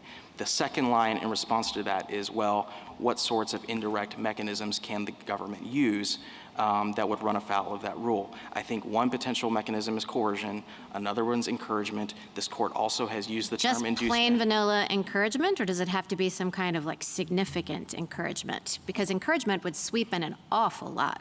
I think that's right, Your Honor, and so let me give you two answers to that. The top line answer is, I'm a First Amendment purist, and so I would say even mild encouragement, but we don't need that to win in this case because we are so far afield from whatever that threshold is. So if you want to say substantial encouragement, like the Fifth Circuit said, and like Bloom said, absolutely, that's a standard that works. But I guess what I don't... Well, let me just ask you then, let me give you a hypothetical. Let's say that you get doxxed, and so do numerous other members in the Louisiana state government. You're doxxed, and somebody's posting online about how people should really rally and do something about this. People should rally and you should be harmed, okay? The FBI sees these posts and calls the social media outlet, like X, Facebook, whatever, and says, we really encourage you to take these down because these are significantly threatening and we see some people may be responding to them. That's a problem? So my first question, Your Honor, is whether that would be protected speech, that those tweets would be protected speech under this court's precedent. Let's assume that everything that's said, I was trying to make it so that they stop short of actually being illegal in and of themselves. Your Honor, so I think, as I say, I'm a purist on the First Amendment, so my answer would be, So the FBI can't make, do you know how often the FBI makes those kinds of calls? And that's why I have my backup answer, Your Honor, which is, if you think there needs to be more, the FBI absolutely can identify certain troubling situations like that for the platforms and let the platforms take action. I think the hypos are very important, but when you look at what's happening in this case, for example, with respect to the FBI, what they're doing is there's no emergency, nothing of the sort. They're just identifying hundreds of accounts. But that's just kind of falling back on, well, this case is different, and so a different legal standard should apply. But, what we say in this case matters for other cases, too. It does, Your Honor, and and I guess what I would say in response to that, and I'm very sensitive, obviously, given the facts of the hypo, to the outcome, but if what the FBI is doing is trying to persuade a speech intermediary to take down a private third-party speech, that is covered by the plain text of Norwood, and that's, an abridgment of speech, and So I think that part of the reason why you might be running into all of these difficulties with respect to the different factual circumstances is because you're not focusing on the fact that there are times in which the government can, depending on the circumstances, encourage, perhaps even coerce, because they have a compelling interest in doing so. And so that's why I keep coming back to the actual underlying First Amendment issue, which we can isolate in this case and just talk about coercion. But I think that you have to admit that there are certain circumstances in which the government can provide information, encourage the platforms to take it down, tell them to take it down. I mean, what about the hypo of someone posting classified information? They say, it's my free speech right. I believe that I got access to this information and I want to post it. Are you suggesting that the government couldn't say to the platforms, we need to take that down? No, Your Honor, because I think that would be a great example where strict scrutiny would cut in the government's favor. All right, so what do we do then in a situation in which, I mean, I suppose in this case, we're asking, the government's point is we didn't coerce, and I appreciate, the debate about that. But you just seem to suggest that as a blanket matter, the government doesn't have the ability to, encourage or require this kind of censorship. And I don't know that that's the case. So, Your Honor, I guess this goes to the bully pulpit as well. As I understand that the bully pulpit has never been used to target the object of suppressing a third party's speech. You can use it to coerce behavior, you can use it to coerce companies to take certain actions, but when the government is identifying a specific viewpoint and specific content that it wishes to wholly eliminate from public discourse, that's, I think, when the First Amendment problem arises. And so I guess I'm struggling to find an example in the court's cases or in history where the court or anybody else has said the government, by virtue of being the government, can use its power to pressure speech intermediaries to eliminate entire viewpoints and content from the public discourse. And I think, that's Your Honor. Can I give you a hypothetical? Sure. Suppose someone started posting about a new teen challenge that involved teens jumping out of windows at increasing elevations. This is the challenge. And kids all over the country start doing this. There's an epidemic. Children are seriously injuring or even killing themselves in situations. Is it your view that the government authorities could not declare those circumstances a public emergency and encourage social media platforms to take down the information that is instigating this problem? Your Honor, the government absolutely can use the pulpit to say publicly, here's what we recognize to be a public health issue, emergency. This is obviously extremely terrible, and the public shouldn't tolerate this. The platforms, we see it's going on the platforms. But they can't call the platforms and say, listen, we really think you should be taking this down because look at the problems that it's causing? If it's protected speech, Your Honor, then I think we get closer. But look, if you think if that's clearly the way you're asking the question, I understand that the instinct that may not be a First Amendment issue. I guess what I fall back on, Your Honor, is that at least where the government itself, there is no emergency like this, there's nothing. No, my hypothetical is there is an emergency. My hypothetical is that there is an emergency, and I guess I'm asking you, in that circumstance, can the government call the platforms and say, this information that you are putting up on your platform is creating a serious public health emergency. We are encouraging you to take it down. I was with you right until that last comment, Your Honor. I think they absolutely can call and say, this is a problem, it's going rampant on your platforms, but the moment that the government tries to use its ability as the government and its stature as the government to pressure them to take it down, that is when you're interfering with third-party speech rights. Well, and remember, Go ahead, finish your... Your Honor, I was just going to say, even remember that the third party here is completely absent from the conversation. The third party whose speech is being targeted and ultimately censored is absent from this discussion. Well, do you think that simply Justice Jackson's hypothetical ended by saying, we encourage you to take it down? Is that rise to the level of coercion that you think is problematic? Your Honor, if the test is coercion and that's the test that this court applies, I think I might have a harder case saying that's coercion. I think it's, by its definition, it's maybe easier addressed as a substantial encouragement case. But if, whether you, as I said earlier, regardless of the label that you apply, whether it's coercion, whether it's encouragement, or joint participation in conspiracy, at the end of the day, if what the government is trying to do is to eliminate viewpoints from public discourse, that I think... And again, under my colleague's hypothetical, it was not necessarily eliminate viewpoints. It was to eliminate instructions, let's say, about how to engage in some game that is seriously harming children around the country. And they say, we encourage you to stop that. I mean, that violates the Constitution? Your Honor, I agree as a policy matter, it might be great for the government to be able to do that, but the moment that the government identifies an entire category of content that it wishes to not be in the modern public sphere, that is a First Amendment problem. Thank you, counsel. Justice Thomas? Justice Alito? Well, Mr. Aguinaga, I think some of your most recent colloquy with my colleagues have gotten off into questions that I didn't take it from your brief. You think we actually need to decide in this case. So I thought your principal argument was that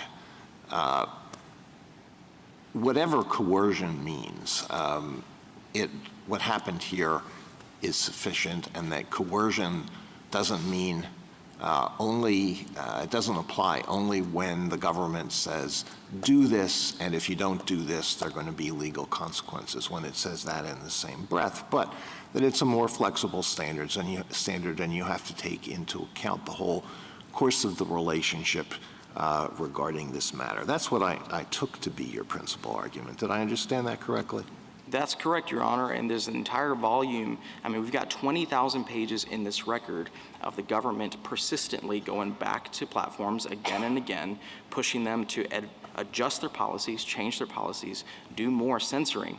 And I think that's what makes this case so unique, is that you not only have this vast repetition of communications, but it's all, again, the bulk of it is behind closed doors. And that's what's so pernicious about this, is that if we don't have a remedy in this case, then it's hard to see how there will ever be a remedy for a future plaintiff who turns out to be censored, but it's difficult for that person to even identify whether that censoring actually happened. And you got all this information only through discovery, is that correct? That's correct, Your Honor. Thank you. Justice Sotomayor? Justice Kagan? Can we go back to the standing question? And if I ask you for the single piece of evidence, and maybe this is the piece that you were describing earlier, I just wanted to make clear what your answer was. The single piece of evidence that most clearly shows that the government was responsible for one of your clients having material taken down, what is that evidence? And what does it say about how the government was responsible? Sure, Your Honor. So as I say, I think Jill Hines is the best example for us on standing. To give you one more example, look at page but even on that one, I guess I just didn't understand in what you were saying how you drew the link to the government. I mean, we know that there's a lot of government encouragement around here. We also know that there's the platforms are actively content moderating, and they're doing that irrespective of what the government wants. So how do you decide that it's government action as opposed to platform action? Your Honor, I think the clearest way, and if I understand, so let me answer your question directly, Your Honor. The link that I was drawing there was a temporal one. If you look at JA 715 to 716, that's a May 2021 email. 2 months later, after that email calls for targeting health groups, just like Jill Hines' group, she experiences the first example of that kind of group being so taken in down. 2 months, I mean, a lot of things can happen in 2 months. So that decision 2 months later could have been caused by the government's email, or that government email might have been long since forgotten because, there are 1,000 other communications that platform employees have had with each other, that 1,000 other things that platform employees have read in the newspaper. I mean, why would we point to one email 2 months earlier and say it was that email that made all the difference? Your Honor, and I would say 1,000 other emails between the White House and Facebook in those 2 months. I mean, that's the volume of this interaction, this back and forth between the platform and the government. And it's all about the same topic. But if it's encouragement, I mean, let's even take that this was something that the government was continually pressing, encouraging the platforms to do. I mean, until you can show that there's something about overbearing the platform's will, which, seems sort of hard to overbear Facebook's will from what I can gather from the world. But, how do you say it's the government rather than Facebook? Your Honor, I guess what I would say is we're in the context in which these communications arise. The Facebook emails are attempting, they say, they use terms like partner, they're trying to work with the government. And, you could say the same thing about how do you know it's Facebook, not the government? How do you know it's the government, not Facebook? You could ask it either way. I think what we do know. Well, you're exactly right. I mean, you can say that about pretty much everything that's in your brief, that there's just nothing where you can say, okay, the government said, take down that communication. The government is making some broad statements about the kinds of communications it thinks harmful. Facebook has a lot of opinions on its own about various kinds of communications it thinks harmful. I guess if you're going to use standard ideas about traceability and redressability, I guess what I'm suggesting is I don't see a single item in your briefs that would satisfy our normal tests. So, Your Honor, look at Jill Hines, and I'll give you one more example. Look at page 20 of the red brief. This is the Jim Hoft example, because we know that his name and the Gateway Pundit specifically appear in the tracking spreadsheet that CISA uses, that the FBI uses as well.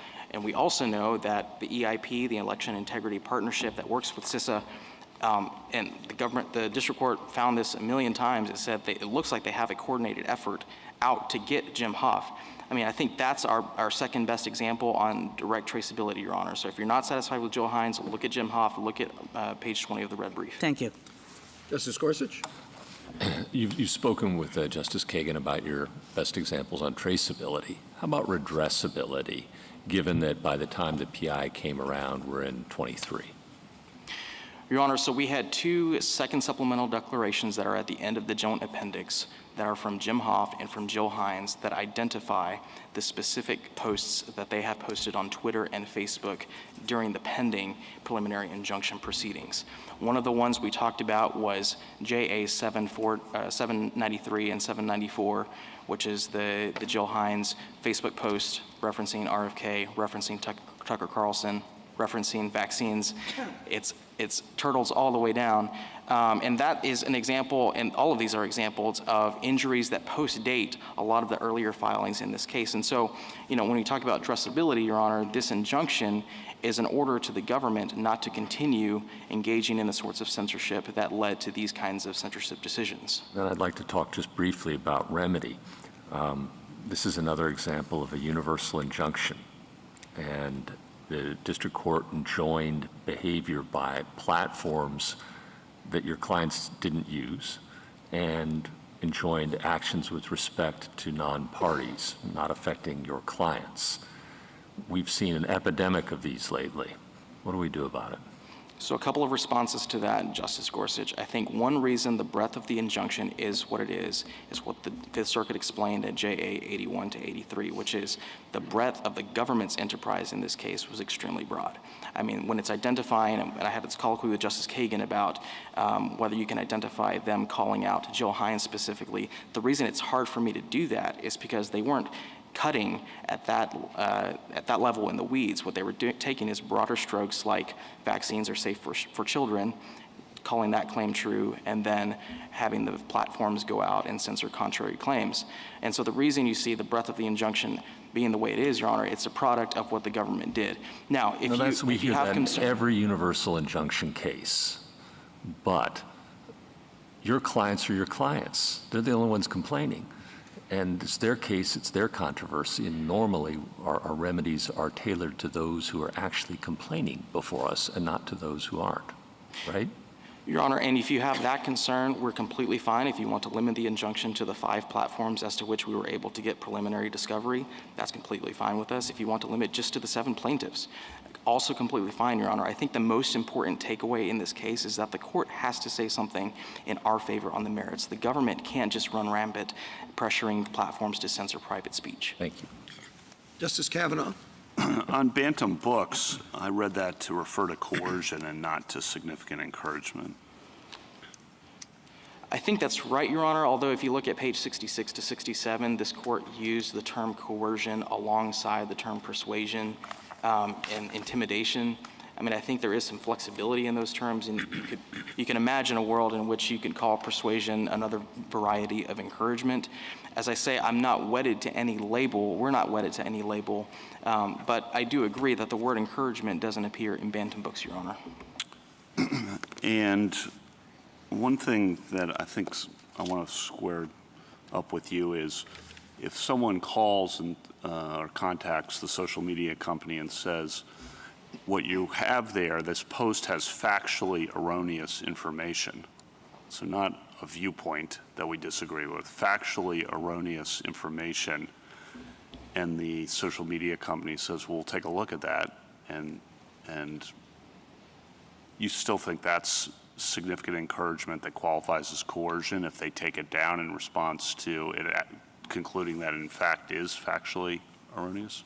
No, Your Honor. If there's no ask from the government, if the government is just saying, here's our view of the statement. Okay, and we think it shouldn't be, it should be taken down. It's up to you, but we think it should be taken down.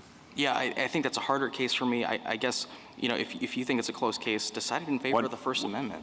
That's the question here. You can't just claim the mantle. What do you think when you say it's a harder case, why do you think it's a harder case? Because I understand the instinct, Your Honor, that just asking very, very politely or just saying very, very politely, we think you should take it down, that shouldn't be a First Amendment problem. But the reality is that when somebody like the FBI or somebody like a deputy assistant to the president makes a statement like that, that statement carries force. That's just the reality. My dear mother is a saint, and if she makes a same statement to Twitter, they don't know her from Adam, they don't care, but they do care if it's the government. Why is that? Is it your assumption that anyone in those circumstances is always implicitly threatening adverse consequences? No, Your Honor, and this is where Bantam Books, I think, is good for us because it says you look through the forms to the substance. And so you look at the substance of the communication and say, well, is what the government doing here, is it trying to effectively suppress a third-party speech? And so if the forms cut one way but the substance cuts the other way, the hypo was about factually inaccurate. Right, factually inaccurate information, and if the government says our view of that is that it's false, they can absolutely say that. But if they do more and they say you need to take this down, you should take it down. You should take it down. That's a problem. First Amendment issue, Your Honor. I mean, factually inaccurate about something the troops are doing, U.S. troops are doing, and you should take that down. It's factually inaccurate. It's harming the war effort. It's not accurate, and you're just running post after post describing what's going on in an inaccurate way. And it's up to you, but why should you be publishing that inaccurate information? Yeah, and the North Star for the government in that situation is more speech. Publish the true speech that they think should counter what they view as false speech. The government is not helpless here. It has tools at its disposal, and censorship has never been the default remedy for a perceived First Amendment violation. What do you do with the fact that the platforms say no all the time to the government? Your Honor, it doesn't matter. I think Judge Posner made this point in Backpage versus Dart, which is you could have a threatener who threatens a recipient. The recipient says no, and so the threatener packs their tent and walks away. That's still a First Amendment violation, even though the recipient refused to comply. Thank you. Justice Barrett? Just picking up on Justice Kavanaugh's question about what makes something threatening, and is it just something inherent in the nature of a person, the person on the other end of the line being a government official? So Bantam Books points out that the speech, the threat, the encouragement, if that's what we can posit for this purpose, comes from someone with the authority to impose a sanction. Is that important in your view? Your Honor, it is and it isn't. We think it's a relevant fact that if somebody like an FBI agent that is meeting regularly with the platforms is making these kinds of requests, that's a fact that you have to take into consideration. Justice Sotomayor has a per curiam panel decision called Acquetti versus Molinari in the Second Circuit that addressed this issue about authority. And the issue in that case was that the borough president of Staten Island didn't have authority to take down a particular billboard, but the court still said that the fact that the recipient thought that the borough president might be able to use whatever authority he did have to cause trouble for the billboard owner. That was enough. So if the speaker has that kind of authority, Your Honor, I think that's a critical fact that you have to take into account, because as I say, if it's somebody that Twitter doesn't know from Adam that's making the request, they're just going to ignore it. But well, if if it's a staff or even if it's somebody on the Hill, I mean, people who work on the Hill don't have control over DOJ. Or if it's a staff from the White House, mentioning 230, or maybe that's what's in the platform's mind, but, no authority to bring an antitrust suit or to try to change 230 or advocate for 230 changes. That doesn't matter? Your Honor, I mean, what I would say is on the facts of this case, if you have the deputy assistant to the president making that kind of statement, sure, he can't make that. He Let's can't say change. It's low level. Not deputy assistant to the president. Let's just call it somebody low-level staff. Two people below him. They can't unilaterally reform 230 or promulgate rulemakings, but they can engage in a process that itself is punishment, basically. I mean, imagine being on the receiving ends of Rob Flaherty for 6 months on end, and receiving these kinds of emails. In some ways, it's the adverse consequences that were threatened and that were actually carried out. So we should focus less on authority, or authority can kind of drop out. The point is if it comes from the government, and so there might be some conceivable way in which the government could follow through in some sort of punitive way, that's the relevant inquiry.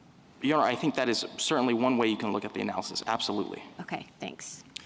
Justice Jackson? So my biggest concern is that your view has the First Amendment hamstringing the government in significant ways in the most important time periods. I mean, what would you have the government do? I've heard you say a couple times that the government can post its own speech, but in my hypothetical, kids, this is not safe, don't do it, is not going to get it done.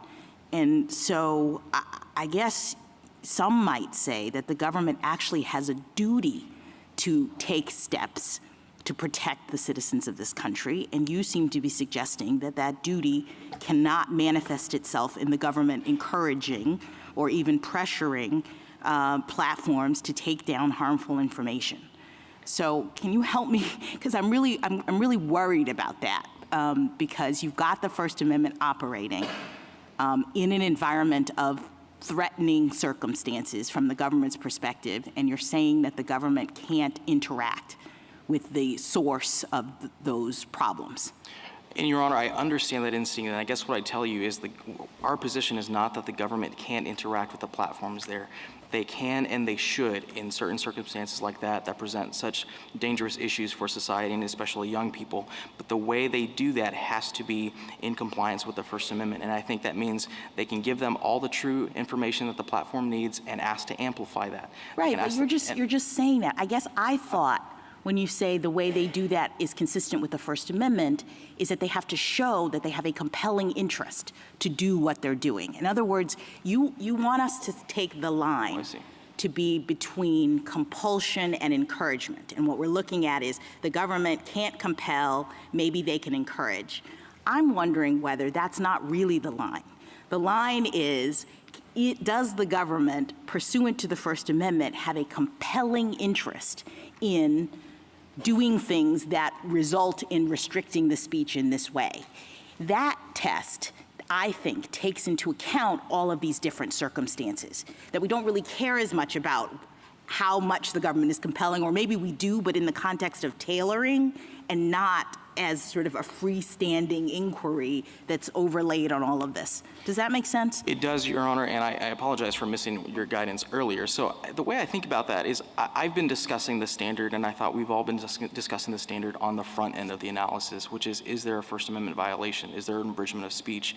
I guess I would conceptually think of strict scrutiny, narrow tailing, compelling interest as coming in at the back end to say, yes, maybe in the ordinary case, the government shouldn't have been permitted to undertake the kind of suppression of free speech that it did, but in this unique circumstance, it actually had a compelling interest, and it used narrowly tailored means to accomplish that interest. I mean, I think that's the fail-safe. If you're concerned with the breadth of our arguments, that's one fail-safe, which is no matter how broad the standard the court adopts, there's always going to be strict scrutiny at the end of the line to save the government in times where it desperately needs to do the things that you're outlining. Thank you.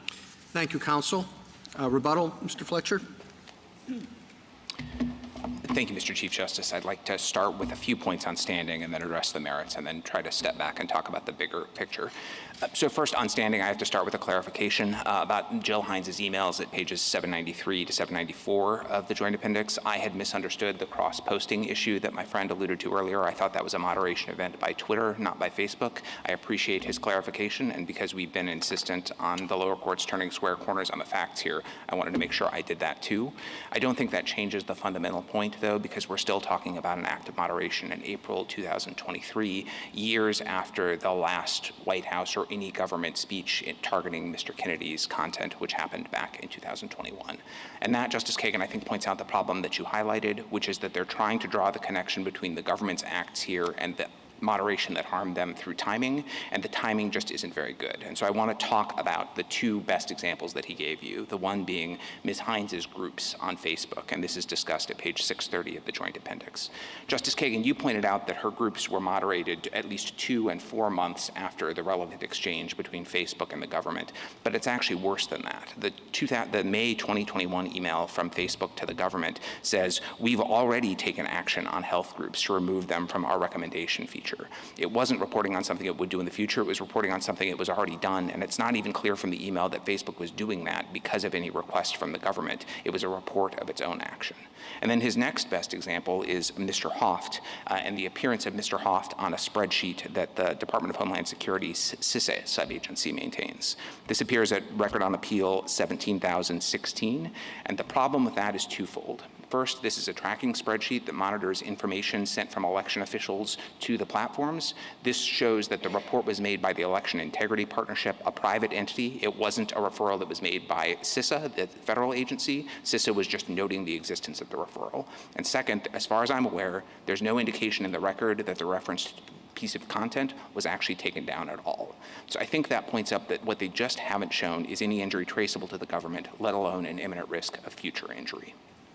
Second, on the merits, I think it's instructive to start with what my friend called one of the hottest documents. This is Record on Appeal 15,322, the email exchange between Surgeon General Murthy and someone at Facebook.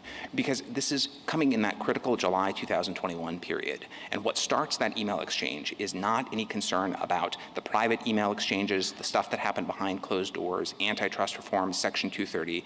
It's that Facebook reaching out and saying, we wanted to get in touch because of the president's statements about us, the reference to killing people, and because of the Surgeon General's health advisory on what platforms could be doing to be doing more, along with others in society. And I think what that highlights is that to the extent that the government had influence on the platforms here, and we acknowledge there are indications that it did, it's influence of the classic bully pulpit sort, of President Reagan condemning pornography, or excuse me, President Bush condemning pornography, President Reagan condemning media about drugs and violence, Teddy Roosevelt condemning muckrakers. Part of our constitutional tradition is that presidents and their close advisors have the ability, the authority to, in a non-coercive way, speak their mind and call on the public to act, and we think that's what was happening here. And finally, if I could just step back, and my friend started by saying that this is a massive attack on free speech. The lower courts called it a coordinated censorship campaign. I want to be clear, if those things had happened, they would be reprehensible. It would be a huge problem. But we would think that before validating those sorts of charges against senior government officials and career employees spanning 2 different administrations, the lower courts would insist on a rigorous analysis of the facts and the law. And with all respect to the lower courts, we don't think that's happened here. We don't think that's supported. We think the easiest way for this court to resolve this case is on standing on the lack of forward-looking injury ground, Justice Kagan, that you and I discussed earlier. But to the extent that the court does get to the merits, we'd urge you to make clear that government officials do not violate the First Amendment when they flag false information or malign foreign actors, when they answer questions about public health advice, or when they speak to the public on matters of public concern the way the President and the Surgeon General did.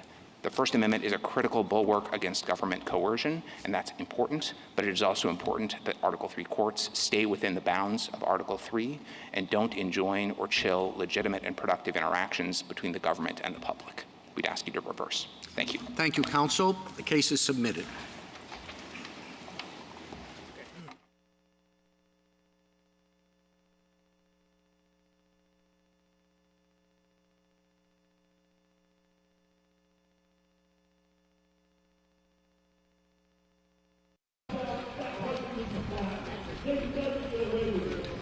This got away with it. Because they made the president speak.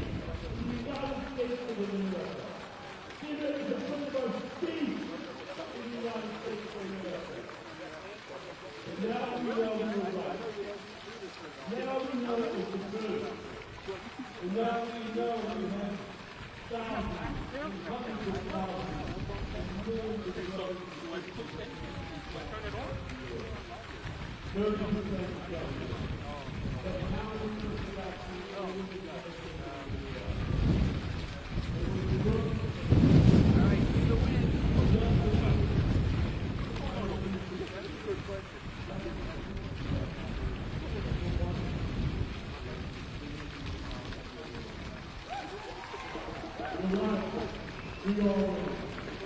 we all